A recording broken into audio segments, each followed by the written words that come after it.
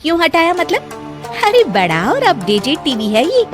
स्नेहा को गुस्सा आता है और वो शिल्पी के बड़े टीवी के बगल में अपने पुराने जमाने का टीवी भी रख देती है। बड़ी आई अपडेटेड वाला। अरे बहुत सारी तेरी जैसी बहुओं को जानती हूँ मैं, जो घर से लाए सामान का रौब दिखाती है। ये ना समझ के हम भिखारी हैं। देख ले, हमारे पास भी टीवी है। ओहो, जो करना है वो करो। कोई मेहमान आएगा तो हंसेगा कि एक ही जगह दो दो टीवी। हंसने दे, दुनिया भी तो देखे कि सिर्फ तू नहीं, मैं भी दहेज लेकर आई थी।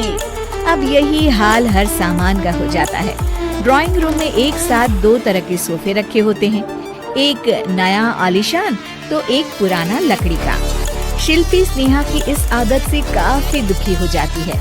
एक टीवी पर रामायण चलती है तो बगल की टीवी में फिल्मी गाने, किसी को किसी की आवाज भी सुनाई ना पड़े वैसे। घर के दूसरे सदस्य भी सास बहू की इस आदत से परेशान हो जाते हैं। एक दिन स्नेहा की बहन उसके घर आती है और घर का नजारा देखकर हैरान हो जाती है। कहीं पुरानी फ्रिज के बगल में, कहीं नई फ्रिज तो कूलर के ठीक ऊपर एसी। अरे स्नेहा, ये तूने घर की क्या हालत बना रखी है? बहू रानी, तू तो नए जमाने की लड़की है, फिर घर को कबाड़ी बाजार सा कैसे सजा रखा है? नया फैशन है क्या? देखिए ना मौसी, माँ जी अपना पुराना सामान निकालना ही नहीं चाहती। वो सोचती है कि उनका ही सामान घर में रहेगा। अरे बहन, तू इस मामले में ना बोल तो ही अच्छा है।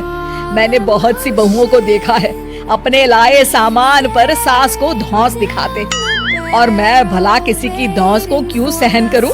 मेरे पास तो सारा सामान है, और वैसे भी क्या कहते हैं, ओल्ड इज गोल्ड। अब क्या था, शिल्पी ये सुनते ही भड़कती है और जोर जोर से चिल्लाने लगती है। वाह माँ जी वाह, जरा अपना सोफा तो देखिए, ऐसा लग रहा है खुदाई से निकला है लकड़ी का। और मेरा सोफा देखिए कैसे लेदर की चमक और गुदगुदा सा है। अरे आपका तो पुराना धुराना सा है।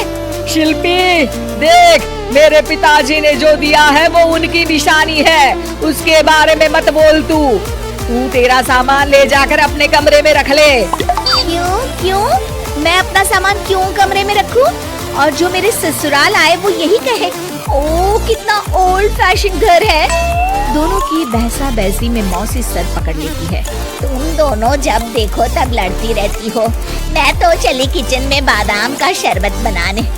सुन, बादाम का सिलबट्टा जो मेरी माँ ने दिया था उसमें पीस लेना। तो शिल्पी बोल पड़ती है, मौसी कसम है आपको, आप मेरे पापा की दी मिक्सी में ही बादाम पीसिएगा। खैर, मौसी तो जाती है किचन में, लेकिन ड्राइंग रूम में सास बहू की बहसा बहसी जारी रहती है। तभी शिल्पी को गुस्सा आ जाता है और वो अपने पापा के दिए सोफे पर जाकर जोर से बैठती है, लेकिन तभी सोफा जोर से आवाज कर टूट जाता है। हे भगवान, ये क्या हुआ? ये सोफा कैसे टूट गया? बेटा, अब समझ में आया ओल्ड इज गोल्ड क्यों कहा जाता है। टूट गया ना तेरा सोफा।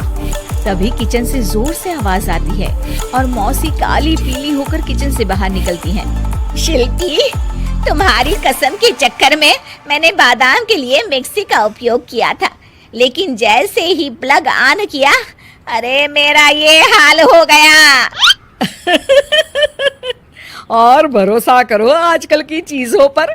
मैंने तो कहा था तुझसे, माँ की सिलबट्टे पर बादाम को पीसती तो तेरा ये हाल ना होता और स्वाद का स्वाद बरकरार रहता।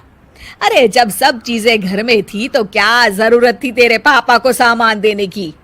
वैसे भी बहू, आजकल दहेज वही मांगता है जिनकी खुद की काबिलियत नहीं होती। आप ठीक कह रही हैं माँ जी। मेरे लिए ये सौभाग्य की बात थी कि आप लोगों ने पापा से कोई डिमांड नहीं की थी, लेकिन मैं आपको समझ ही नहीं पाई। मुझे माफ करिए। अब इस घर में नई चीज तभी आएगी जब पुरानी खराब हो जाएगी।